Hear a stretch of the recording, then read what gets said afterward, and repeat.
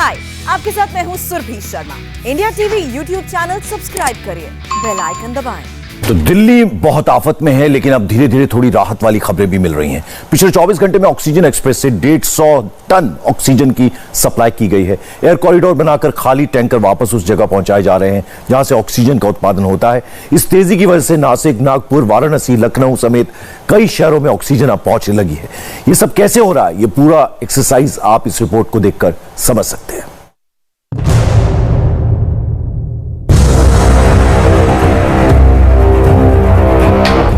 C-17 Globemaster Bharat का सबसे बड़ा ट्रांसपोर्टर फुल सर्विस में डिप्लॉय कर दिया गया है। सिंगापुर से ऑक्सीजन टैंक लाए गए हैं। लद्दाख में चंद हफ्तों में फुल डिप्लॉयमेंट करने के बाद ये जहाज एक बार फिर वॉर मोड में है। C-17 ग्लोबमास्टर गाजियाबाद के हिंडन एयरबेस से सुबह 2 बजे उड़ा। इसके बाद यह जहाज सिंगापुर के चांगी एयरपोर्ट पर सुबह 7:45 बजे पहुंचा। वहां से खाली ऑक्सीजन टैंकर लेकर यह जहाज शनिवार शाम को भारत वापस आ गया। ये तेजी और तैयारी इसलिए है क्योंकि इस वक्त दुनिया में कोरोना का सबसे बड़ा क्राइसिस भारत पर टूट पड़ा है। दिल्ली, लखनऊ, भोपाल, अहमदाबाद, मुंबई, हर जगह अस्पतालों से रोज सैकड़ों लाशें निकल रही हैं। उनके अंतिम संस्कार के लिए न जगह बची है, न लकड़ियां बची हैं। इसकी सबसे बड़ी वजह ऑक्सीजन की सप्लाई है, जो नहीं हो पा रही है। इसलिए अब भारत के 3 बड़े ट्रांसपोर्टर एयरक्राफ्ट ऑक्सीजन सर्विस में इस्तेमाल किए जा रहे हैं। पहला है C-17 ग्लोबमास्टर, दूसरा है IL-76 गजराज और तीसरा है C-130J हरक्युलिस। लेकिन इन विमानों का इस्तेमाल सिर्फ और सिर्फ खाली टैंकर ट्रांसपोर्ट करने में हो रहा है। भरे हुए ऑक्सीजन टैंकर को लेकर उड़ाना विमानों के लिए सुरक्षित नहीं है। इसलिए ये विमान एक बार ऑक्सीजन की सप्लाई होने के बाद टैंकर्स को वापस उस लोकेशन पर लेकर जा रहे हैं जहां से ऑक्सीजन भारत के कोने कोने तक पहुंच रही है।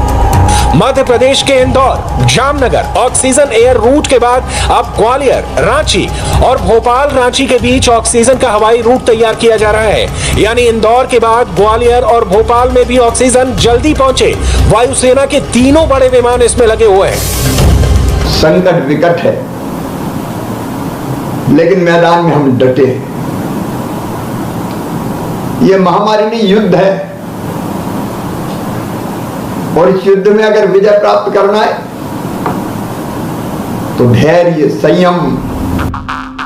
एयरफोर्स के ये ट्रांसपोर्ट एयरक्राफ्ट खाली ऑक्सीजन टैंकर लेकर रांची और जामनगर जाएंगे। फिर वहां से ऑक्सीजन टैंकर सड़क के रास्ते मध्य प्रदेश के 3 शहर आएंगे। ये विमान दूसरे राज्यों में भी ऑक्सीजन की सप्लाई में बहुत तेजी लाए हैं। C-17 ग्लोबमास्टर से 8 खाली ऑक्सीजन कंटेनर बेगमपेट से भुवनेश्वर लाए गए। इंदौर से जामनगर के बीच भी ऐसी ही सर्विस चल रही है।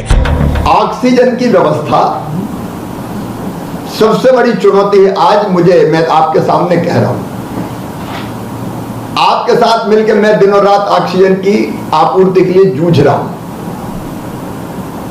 और मुझे आपसे बताने में संकोच नहीं कि रात भर सोते नहीं, हर घंटे बात करनी पड़ती। कहां टैंकर पहुंचा, कहां निकला कि नहीं निकला, भरा कि नहीं भरा, कौन से नगर में रुक गया, कौन से राज्य में रुक गया। वो एक कठिन लड़ाई है, अब पूरा देश उसको लड़ रहा है। मैं उसके लिए किसी को शिकायत नहीं करता। भारत सरकार ने हमको, प्रधानमंत्री जी का मैं आभार प्रकट करता हूं, आवंटित की है, लेकिन लाना भी एक चुनौती है। जर्मनी से भी 23 ऑक्सीजन जनरेशन प्लांट और कंटेनर लाए जा रहे हैं और यह इमरजेंसी में बड़ा कदम उठाया जा रहा है। हरक्युलिस से रैपिड एक्शन मेडिकल टीम और बाकी ऑक्सीजन के उपकरण लाए जा रहे हैं। इसके अलावा चिनूक हेलीकॉप्टर की मदद दी जा रही है। छोटे ट्रांसपोर्ट AN-32 को भी शामिल किया गया है। इनसे बाकी मेडिकल उपकरण लाए जा रहे हैं। आसमान में तैयारी के बाद देखिए जमीन पर क्या क्या डिप्लॉय कर दिया गया है। ऑक्सीजन एक्सप्रेस देश के उन राज्यों तक दौड़ रही है जहां इस वक्त ऑक्सीजन की भारी कमी है।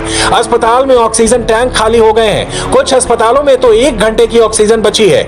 ऐसी एक ऑक्सीजन एक्सप्रेस बोकारो से 3 टैंकर लेकर पहले वाराणसी पहुंची। वाराणसी में एक टैंकर उतारा गया। करीब 15 टन ऑक्सीजन लेकर पहुंचा। यह टैंकर शहर के कई अस्पतालों में ऑक्सीजन की कमी को पूरा करेगा। ट्रांसपोर्टेशन में हमारे बाई रोड भी एक आध टैंकर और आ रहे हैं। तो अब इन दोनों टैंकरों के आ जाने से यहाँ की जो ऑक्सीजन की सप्लाई थी वो काफ़ी हद तक सुचारू रूप से चल रहा है। रामनगर में जो हमारा लिक्विड गैस से सिलेंडर, ऑक्सीजन सिलेंडर भरने का प्लांट है, वहाँ पे इसको पहुँचाया जा रहा है, जहाँ से कि उसको रिफिलिंग कर करके विभिन्न हॉस्पिटलों में इसकी सप्लाई की जाएगी। 15 टन ऑक्सीजन से वाराणसी की जरूरत कितनी पूरी होगी, ये इस बात से समझा जा सकता है कि यहाँ बीएचयू अस्पताल पूर्वी उत्तर प्रदेश के 30 से ज्यादा जिलों के लोगों के लिए सबसे बड़ी उम्मीद बना हुआ है। 2.5 करोड़ से ज्यादा की आबादी का दबाव बीएचयू हॉस्पिटल पर है और हर पल ऑक्सीजन का क्राइसिस बना हुआ है। वाराणसी को अब तक 2 टैंकर ऑक्सीजन मिल चुके हैं और आने की तैयारी है। एक टैंकर वाराणसी में उतारने के बाद यह ऑक्सीजन एक्सप्रेस लखनऊ की तरफ बढ़ गई। ऑक्सीजन एक्सप्रेस बोकारो से लखनऊ पहुंच चुकी है। 2 टैंकर ऑक्सीजन यहां पर आई है। जो परेशान लोग हैं लखनऊ के उनके लिए एक बड़ी राहत की खबर है। हमारे साथ लखनऊ की डीएम रोशन जैकब है। ये जो 2 टैंकर ऑक्सीजन आई है ये कैसे डिस्ट्रीब्यूट होगी? उसका प्लान बना हुआ है। हम लोगों का 7 फिलिंग स्टेशन है जिसमें एक सारंग बाराबंकी में है और बाकी जैसे मुरारी, करेरहाट, आरके गैस, अवध, श्रीनाथ सब करके अलग अलग जगहों पे है। सबके साथ हॉस्पिटल्स जुड़े हुए हैं। तो हमारा डिस्ट्रीब्यूशन प्लान बनी हुई है। जैसे 1-1.5 दिन के लिए, मतलब 1-2 दिन के लिए वी विल हैव नोट, तब तक फिर एक रेक और आ जाएगा। मतलब तो शहर में बहुत ही परेशानी है ऑक्सीजन की। बहुत सारे फैक्ट्रीज में गैस नहीं है रिफिल के लिए, तो आपको लगता है कि इससे कुछ राहत? वो परेशानी वास्तव में थोड़ा बहुत इसलिए भी है कि पैनिक बाइंग बहुत हो रही है। तो पब्लिक से भी मैं अनुरोध करूंगी कि पैनिक बाइंग ना करें। लखनऊ को 2 टैंकर मिले हैं यानी 30 टन ऑक्सीजन, लेकिन ये टैंकर भी लखनऊ की डिमांड ज्यादा देर तक पूरी नहीं कर पाएंगे। लखनऊ को रोजाना करीब 60 मीट्रिक टन ऑक्सीजन की जरूरत पड़ रही है। इसलिए जरूरत होगी कि लगातार इसी तरह शटल सर्विस की तरह ऑक्सीजन एक्सप्रेस आती रहे, टैंकर उतारती रहे और उन्हें फौरन अस्पतालों तक पहुंचाया जाए। ये जो 2 टैंकर्स आए हैं, कितनी लगता है आपको समस्या इससे हल हो जाएगी लगता है? देखिए, ये जो 2 टैंकर्स आए हैं ये इससे लखनऊ के लिए एडिशनलिटी है। जो रोड से उनको सप्लाई हम डेली 50 से 60 टन कर रहे हैं, तो उसके ऊपर ये है। तो जो हॉस्पिटल्स में कमी है उसको काफ़ी हद तक दूर कर सकेगी। कुछ कुशन उनको मिल जाएगा और जो हैंड टू माउथ है तो उसमें कहीं ना कहीं बेहतरी होगी। इसमें जो वितरण होगा ये सभी गवर्नमेंट हॉस्पिटल्स हैं, प्राइवेट हॉस्पिटल्स हैं, गवर्नमेंट कॉलेजेस हैं, मेडिकल कॉलेजेस। आज सुबह जो है एक नई ट्रेन 4 बोगी की ऑक्सीजन एक्सप्रेस 2 जा चुकी है। अब जैसे ये 2 टैंकर यहाँ उतर जाएंगे, तीसरा एक नया टैंकर आ गया, तीनों को फिर हम बोकारो भेजेंगे। ऑक्सीजन एक्सप्रेस 3 आज चली जाएगी दिन में। तो हमारी कोशिश ये है कि जल्दी से जल्दी काम हो। यहीं से सुबह 9 बजे परसों ट्रेन गई थी और सुबह 9 बजे से पहले यानी 48 घंटे से पहले आ गई। अगर यही टैंकर सड़क से जाते तो 3 से 4 दिन लेते। तो जो 2 दिन हमने बचाया उतनी कैपेसिटी हमारी और तेज हो जाएगी। लखनऊ में ऑक्सीजन के 6 और बाराबंकी में 1 फिलिंग स्टेशन है और इनसे आसपास के सभी अस्पताल जुड़े हुए हैं। ग्रीन कॉरिडोर बनाकर लाई गई ऑक्सीजन एक्सप्रेस फिर से तैयार की जा रही है ताकि ये वापस बोकारो या उस डेस्टिनेशन तक पहुंच सके जहां से ऑक्सीजन लाई जानी है। अभी ऑक्सीजन एक्सप्रेस को बोकारो से लखनऊ आने में 48 घंटे लग रहे हैं। 26 अप्रैल तक ऐसे 7 और टैंकर लखनऊ लाने की तैयारी है। ये जो पूरा ये चल रही है ऑक्सीजन एक्सप्रेस, तो रास्ते में ग्रीन कॉरिडोर बनाया जा रहा है और किस तरह से ऑक्सीजन लाई जा रही है? देखिए, ऐसा है, जब रेलवे को ये चैलेंज दिया गया था कि ऑक्सीजन स्पेशल चलानी है तो हम लोग किसी भी चैलेंज से, आपको पता है, हटते नहीं है। तुरंत हम लोगों ने इस स्पेशल स्टॉक का इंतजाम किया जो कि भटिंडा और अन्य जगह से लाया गया था और उस गाड़ी को कम से कम समय में बनाकर हम लोगों ने काफ़ी टैंकर्स के साथ इसमें ट्रायल किया। तो ये जो टैंकर हैं ये बिल्कुल इसके लिए अप्रोप्रिएट पाए गए। इसके बाद ये 3 लेके परसों सुबह 9 बजे निकली थी यहाँ से और इसकी जो स्पीड है स्टॉक की वो 65 किलोमीटर है, लेकिन ग्रीन कॉरिडोर बनाने से ये करीब इसकी एवरेज स्पीड जो है वो बहुत अच्छी आई है और ये आके आज आपके सामने फिर से आ गए हैं। ये जो जैसे आप देख रहे हैं ये आर्मी का एक स्पेशल स्टॉक है जिसको MBWT बोलते हैं। ये टैंक ले जाने के लिए नॉर्मली यूज होता है। तो ये इसकी कैपेसिटी बहुत हाई है। It can take large number of tankers, but only thing is that these oxygen tankers are of different heights. Uttar Pradesh के अलावा मध्य प्रदेश में भी ऑक्सीजन को लेकर बहुत तेजी से काम हो रहा है। शिवराज सिंह चौहान की रक्षा मंत्री राजनाथ सिंह से बात हुई। ऑक्सीजन की तेज सप्लाई के लिए हवाई रूट तैयार करने के साथ अब DRDO को भी आगे किया गया है। मध्य प्रदेश के बीना में 1000 बेड का अस्पताल बनाने के लिए DRDO से मदद मांगी गई है। इस हॉस्पिटल के लिए ऑक्सीजन की सप्लाई बीना रिफाइनरी से करने का प्लान है। अभी तक दिल्ली में ऑक्सीजन ना मिलने से मरीजों की मौत की खबरें आई हैं। अब पंजाब के अमृतसर में 6 लोगों ने एक अस्पताल में दम तोड़ दिया क्योंकि वहां ऑक्सीजन खत्म हो गई थी। पंजाब सरकार के मुताबिक पंजाब में रोज 120 मीट्रिक टन ऑक्सीजन की जरूरत है। यह अपने जरिए से 32 मीट्रिक टन ऑक्सीजन का इंतजाम करता है। पंजाब की हालत बताती है कि दिल्ली, इंदौर, भोपाल और लखनऊ की तरह यहां के शहरों में भी ऑक्सीजन की सप्लाई पर असर पड़ सकता है।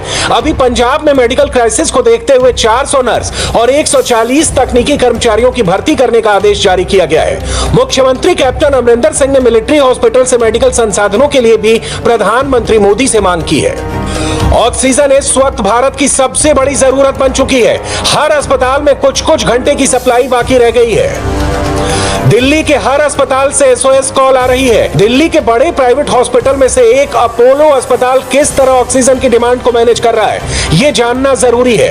ये हमारे को काफी एक क्लोज मोमेंट्स आए हैं जब हमारी ऑक्सीजन सप्लाई भी बहुत कम रिजर्व पे रह गई है कुछ घंटों के लिए। सो ये जो टेंशन है, ये कोई ऐसा अस्पताल नहीं है दिल्ली में जिसको ये टेंशन नहीं हुई है कि आपके पास 4 घंटे की ऑक्सीजन रह गई है और फिर आपके पास सप्लाई आती है। और आप सोचें, जो टेंशन सबको ये होती है कि आप सप्लाई ला रहे हैं ट्रक से, अगर ट्रक उलट गया रास्ते में तो, अगर ट्रक का कोई एक्सीडेंट हो गया तो, अगर ट्रक के पहिया में पंचर हो गया और ट्रक ना चल पाया तो।